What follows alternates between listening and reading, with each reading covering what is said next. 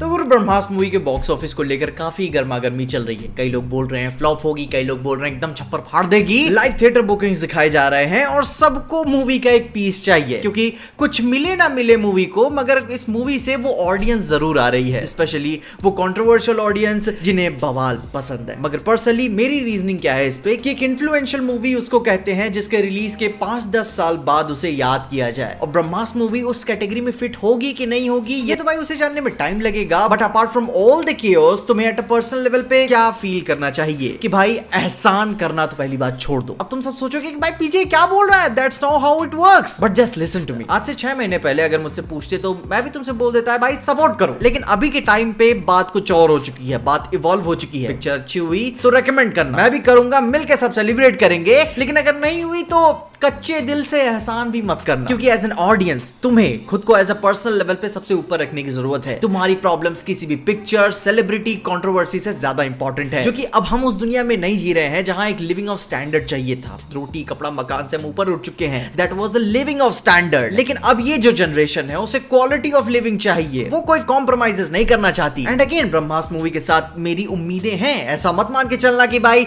मेरे को फर्क ही नहीं पड़ता, मेरी बहुत उम्मीदें हैं। आई डोंट नो 9 सितंबर एक ऐसा डे फील होता है कि जैसे कोई स्पेशल सा इवेंट हो, जैसे कोई बड़ी सी मार्वल और डीसी पिक्चर रिलीज होने वाली है। इसका लेटेस्ट प्रोमो देख के तो भाई मैं और भी ज्यादा पंप अप हो चुका हूं कि भाई सीरियसली शायद पिक्चर बहुत ही अच्छी वाइब देगी, मजे आने वाले हैं। मगर उसी के साथ साथ वो डर भी नहीं भूलना चाहिए कि मॉर्बियस वाला हाल ना हो जाए, क्योंकि उस टाइम भी अपन बहुत हाइप थे। And one of my genuine major concerns कि पिक्चर अगर 6-12 साल से बन रही है तो कहीं इसकी कहानी भी उतनी पुरानी ना हो जाए, वरना उस हिसाब से पिक्चर उतना बड़ा इंपैक्ट नहीं डाल पाएगी। And after a long time मेरे को भी किसी बॉलीवुड मूवी से ऐसा फील हो रहा है कि 300 करोड़ का बजट मूवी की क्वालिटी को थोड़ा सा जस्टिफाई कर रहा है। अब हाँ, अभी ऑफिशियली 410 करोड़ मेंशन किया गया है, लेकिन वो मार्केटिंग पकड़ के चलो, क्योंकि इन कंपैरिजन बॉलीवुड की 83 जैसी मूवीज जिनका बजट क्लोज टू 300 करोड़ था, उनका मैं मतलब आज भी नहीं समझ पाता कि इतना ज्यादा देना क्या जरूरी था। And now for the exaggeration part, जो कि बहुत इंपॉर्टेंट है, क्योंकि किसी को किसी भी वजह से कैसे भी हेट करना वो उनका व्यक्तिगत मत होता है, लेकिन कभी कभी ये भी फील होता है कि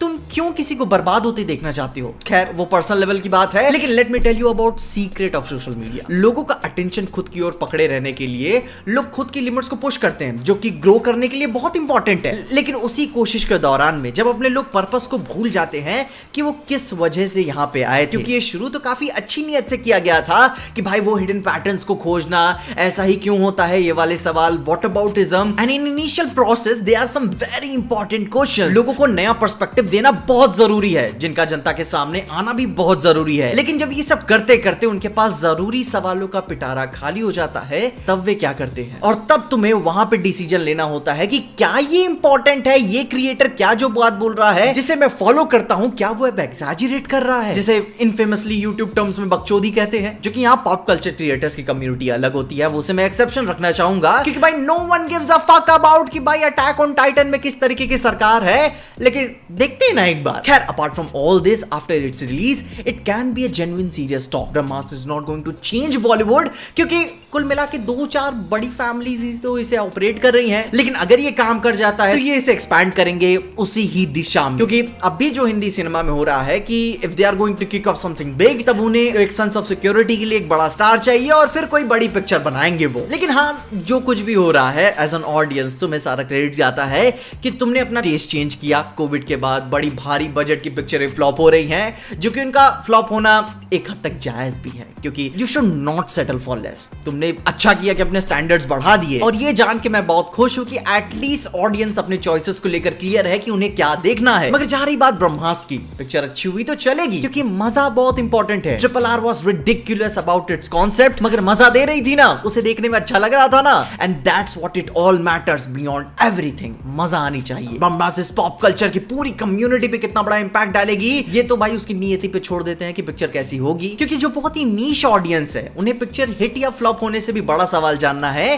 कि ये पिक्चर अल्टीमेटली होगी कैसे। तुम बताओ तुम्हें क्या लगता है, क्योंकि अभी तो सिर्फ स्पेकुलेशन कर सकते हैं, और हाँ रिलीज डेट बहुत ही क्लोज है भाई, तो कुछ थ्योरीज की बात नहीं करते हैं, क्योंकि रणवीर सिंह का भी ऐसे कुछ काफी सारे मैं हाइपोथेसिस सुन रहा हूं जिनके ऊपर मैं विस्तार से अभी चर्चा नहीं करना चाहता, क्योंकि पिक्चर की डेट बहुत ही ज्यादा क्लोज है, और मे भी शायद जब तक तुम ये वीडियो देख रहे होगे तब मूवी रिलीज भी हो चुकी होगी। मगर बताना जरूर कि तुम क्या सोचते थे और क्या पिक्चर निकली, और आगे अब ये कहां पे जाएंगे बताना जरूर, क्योंकि सब तुम्ही पे निर्भर करता है। मैं तुम्हारे कमेंट्स जरूर इंतजार करूंगा, और वहीं सब बातों के साथ साथ मैंने ब्रह्मास्त्र के हिस्टोरिकल रेफरेंसेस के ऊपर भी बात किया है, जिसके लिए आप मेरी ये वाली वीडियो को जरूर चेकआउट करना, तुम्हें सारी इन्फॉर्मेशन मिल जाएगी। और बताना जरूर कि ब्रह्मास्त्र के इन हिस्टोरिकल रेफरेंसेस को देखकर तुम्हें कैसा फील हुआ। और तब तक के लिए देखते रहिए टीजे एक्सप्लेन।